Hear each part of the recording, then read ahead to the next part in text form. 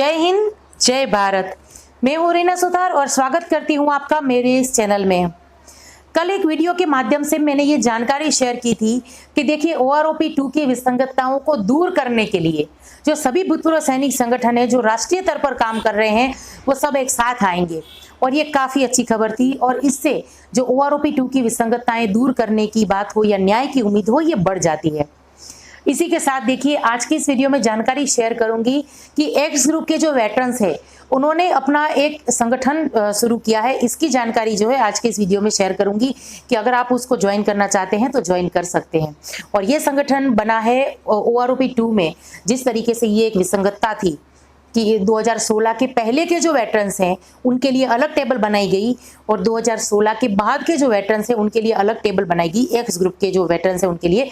तो इस विसंगतता को दूर करने के लिए देखिए प्रयास हो रहा है। जैसे कि आप सभी को पता है कि माननीय सुप्रीम कोर्ट में भी इसको लेकर केस गया है। तो इसके बारे में आज के इस वीडियो में बात करूंगी, वो संगठन की जानकारी दूंगी।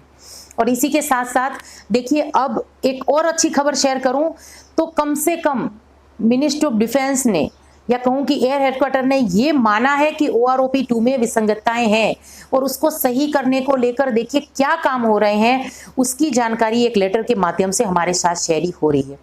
तो उसकी जानकारी जो है आज के इस वीडियो में शेयर करूंगी।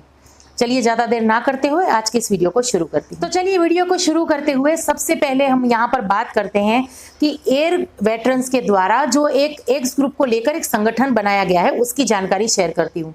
लेकिन इससे पहले देखिए मैं एक निवेदन करना चाहूंगी उन प्रीमेच्योर रिटायरमेंट वाले मेरे भाइयों को कि देखिए जिस तरीके से ये जो एक्स ग्रुप के वेटरन्स हैं ये अपने साथ जो अन्याय हुआ है इसके खिलाफ जो आवाज उठा रहे हैं, माननीय सुप्रीम कोर्ट का दरवाजा खटका रहे हैं, ऐसा बहुत जरूरी है कि प्रीमेच्योर रिटायरमेंट वाले जो मेरे भाई हैं वो भी करें।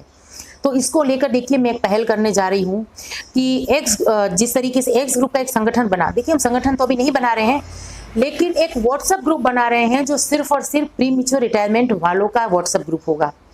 और इससे क्या होगा देखिए हमारे साथ सभी नाम शेयर होंगे, हमें जानकारी होगी कि कौन से राज्य में कितने प्रीमेच्योर रिटायरमेंट वाले मेरे भाई हैं।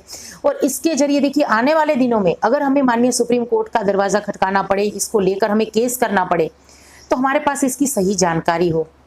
तो इसको लेकर आपके क्या विचार हैं? क्या हमें ऐसा कोई व्हाट्सएप ग्रुप बनाना चाहिए? क्या हमें ये किस तरीके से मदद रूप हो सकता है? आपके जो भी विचार है कमेंट्स के जरिए जरूर से शेयर करिएगा ताकि हम इसके लिए कुछ प्रयास कर सकें।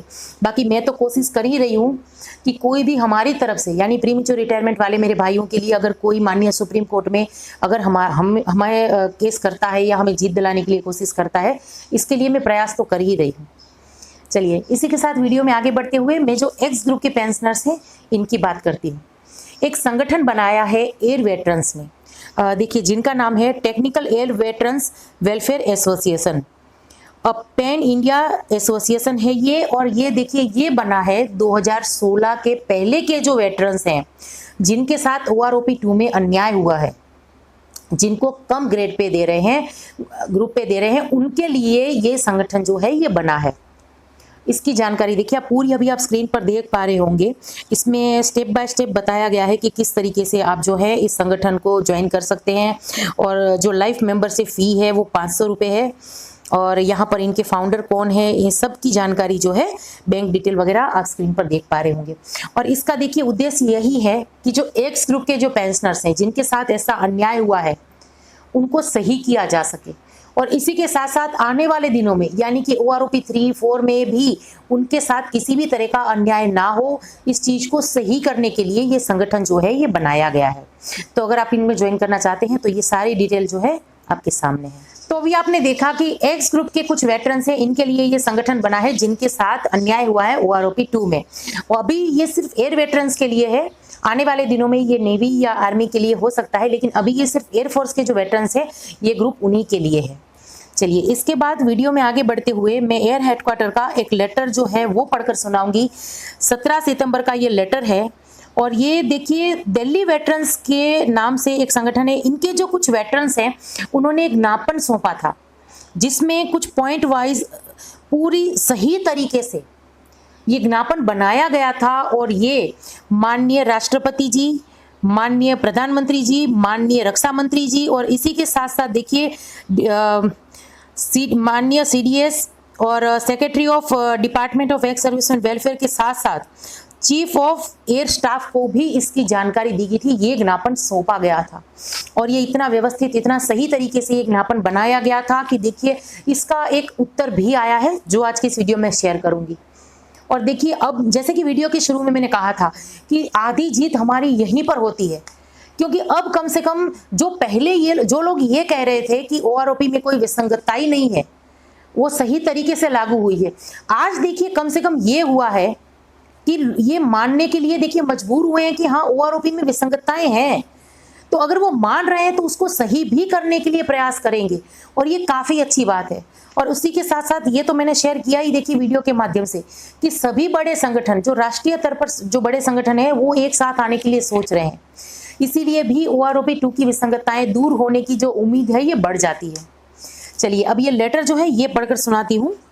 इसका अगर सब्जेक्ट देखें, मेमोरेंडम ऑफ जेसीओस and jawans with relation to OROP second anomalies, यानी कि ओआरओपी 2 में ओआरस और जेसीओस के साथ जो विसंगतताएं हुई हैं, उनके पेंशन में जो विसंगतताएं थी उसको लेकर ये मेमोरेंडम है। और जैसे कि मैंने कहा कि ये मेमोरेंडम जो है एक ज्ञापन जो सभी को सौंपा गया था उसके जवाब में ये आया है लेटर। तो इसमें देखिए जब वो ज्ञापन सौंपा गया दिल्ली वेटरन्स के द्वारा, एयर हेडक्वार्टर भी सौंपा गया था, उसको अभी मैंने बताया आपको, तो इसको सही तरीके से देखिए इसको एग्जामिनेट किया गया और जवाब किन्होंने दिया है, श्री अर्चना रोजर्स ने, और जो कि विंग कमांडर हैं स्टाफ ऑफिसर टू एओए।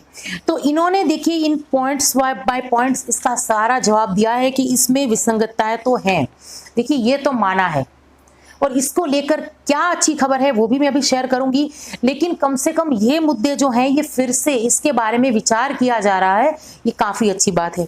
यहाँ पर देखिए पॉइंट वाइज में बताऊंगी। सबसे पहले इन्होंने पॉइंट रखा था एमएससीपी को लेकर, यानी कि 2006 के जो पहले के वेटरन्स हैं उनको जो कम पेंशन मिल रही है एमएससीपी के नाम पर, क्योंकि 2006 के बाद के जो वेटरन्स हैं उनको एमएससीपी मिल रही है। 2006 में ही 6 पे कमीशन में जो एमएससीपी आई है उसके हिसाब से 2006 के बाद के तो वेटरन्स को मिल रही थी, लेकिन 2006 के जो पहले के वेटरन्स हैं उनको भी तो मिलनी चाहिए, इसीलिए तो उनकी पेंशन कम हो रही है। इसको लेकर देखिए इन्होंने क्या जवाब दिया है कि same has been clarified at para 11 of circular number 555 dated 4 Feb 2016, यानी कि 2016 में जो एक सर्कुलर निकला था उसमें इसको क्लियर किया गया है, इसको कह के यहाँ पर हाँ माना तो है लेकिन कि ये विसंगतता तो है।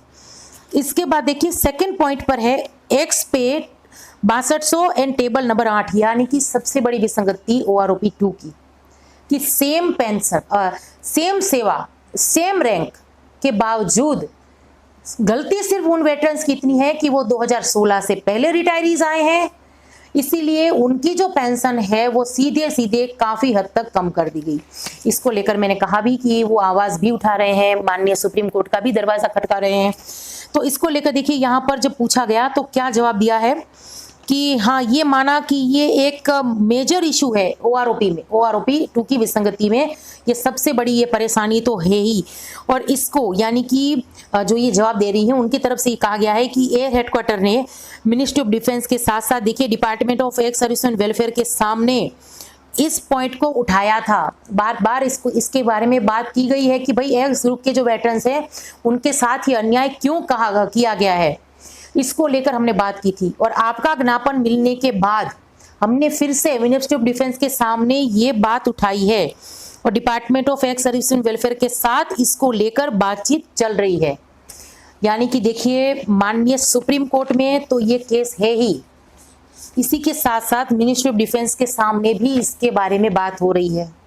अगर हमें रिप्रेजेंट करने वाला, अगर हमारा प्रतिनिधि, अगर वो ये चाहे कि हमें न्याय मिले, जीत मिले, तो देखिए यहाँ पर कुछ भी मुश्किल नहीं है।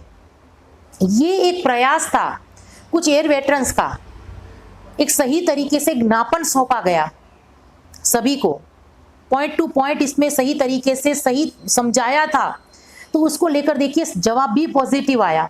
इसी तरीके से मैं उम्मीद करती हूँ कि जो नेवी है, नेवी के जो वेटरन्स हैं या आर्मी के जो वेटरन्स हैं वो भी कोशिश करेंगे कि सही तरीके से ज्ञापन जो है वो सभी तक पहुँचे। और उसमें एक रिक्वेस्ट भी कर रही हूँ साथ में कि अगर ऐसे ज्ञापन आप पहुँचा रहे हैं तो एक निवेदन है कि प्रीमेच्योर रिटायरमेंट वालों के लिए भी बात करिएगा। अब इसके साथ देखिए तीसरे पॉइंट पर यहाँ पर बात की गई है ऑनरी नायब सूबेदार की। And circular number 631। इसको लेकर देखिए क्या जवाब दिया है। Air headquarter does not have any data regarding pension of retirees in the year 2018 which has been considered by Department of Ex Service and Welfare for preparation of OROP tables. Data has been short from MOD Department of Ex Service and Welfare। यानी कि देखिए हमारे पास अभी इसको लेकर कोई data नहीं है जो 2018 में रिटायरीज आए हैं ऐसे जो वेटरन्स हैं, और department of ex service and welfare ने जो ये OROP 2 की टेबल जो है इसको प्रिपरेशन किया है, किस तरीके से किया है, इसका डाटा की इसकी वगैरह की यहाँ पर बात हुई है। तो इसको लेकर भी देखिए हम ये मामला जो है विचाराधीन है, यानी इसको लेकर भी कुछ अच्छी खबर जो है वो शेयर हो सकती है। आगे देखिए पॉइंट नंबर 4 पे लिखा है जो इशू है वो है ऑनरी लेफ्टिनेंट कैप्टन का, honorary lieutenant and honorary captain का यहाँ पर देखिए बात हो गई है। तो इसको लेकर भी ये कह रहे हैं कि ये मामला जो है ये मिनिस्ट्री ऑफ डिफेंस के पास विचाराधीन है। इसके बाद देखिए जो फिक्सेशन है 7th पे कमीशन में जो फिक्सेशन को लेकर जो गड़बड़ीज है उसके बारे में यहाँ पर 5वें पॉइंट पे बात की गई है। तो उसके बारे में यहाँ पर ये यही कह रहे हैं कि देखिए जो ये पे फिक्सेशन का मामला है, ये जो अधिकारी हैं जो गवर्नमेंट ऑफ इंडिया के जो अधिकारी हैं जो ये रिकमेंडेशन देते हैं 7th पे कमीशन की, या जो पे कमीशन की रिकमेंडेशन देते हैं, ये उनकी बात है। और जो रिकमेंडेशन होती है वो अप्रूव किनके द्वारा होती है, गवर्नमेंट ऑफ इंडिया के द्वारा। इसके लिए इसमें हम कुछ भी नहीं कह सकते हैं। इसके बाद देखिए MF फैक्टर ऑफ ऑफिसर्स, इसके बारे में हम बात नहीं करेंगे, यहाँ पर इसके बारे में भी जवाब दिया गया है। और 7वें पॉइंट पर था जो कि average wrongly taken by calculated, इसके बारे में भी यहाँ पर इन्होंने कोई जवाब नहीं दिया है। और 8वां पॉइंट था why circular number 666 has lower figure than circular 555 where pension did not increase. यानी कि दो सर्कुलर के बीच की यहाँ पर जो बात की गई है कि यहाँ पर देखिए टेंशन इनको इस चीज़ को लेकर है कि अभी तो पेंशन इतनी कम की है, चलिए 100 या 200 रुपये की मामूली फर्क हो सकता है, लेकिन आने वाले दिनों में ऐसा ना हो कि हमारी पेंशन और ज़्यादा कम हो जाए। और इसको लेकर भी ये कंसर्न थे, इसको चिंता थी, तो इसको लेकर यहाँ पर बात की गई थी।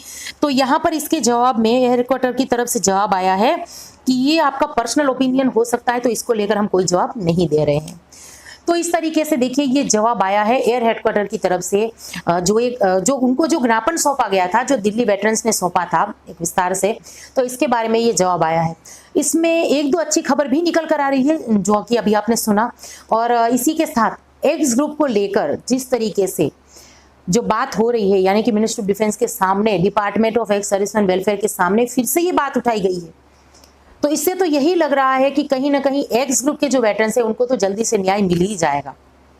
और इसी के साथ साथ देखिए प्रयास ये भी होने चाहिए कि सही तरीके से ज्ञापन जो है वो सभी तक पहुंचे, माननीय राष्ट्रपति जी, माननीय प्रधानमंत्री जी और माननीय रक्षा मंत्री जी तक पहुंचे, ताकि उसका कोई भी तोड़ उनके पास ना हो और उनको सही OROP 2 देनी पड़े। चलिए ये थी जानकारी जिसको लेकर आज के इस वीडियो में आई थी।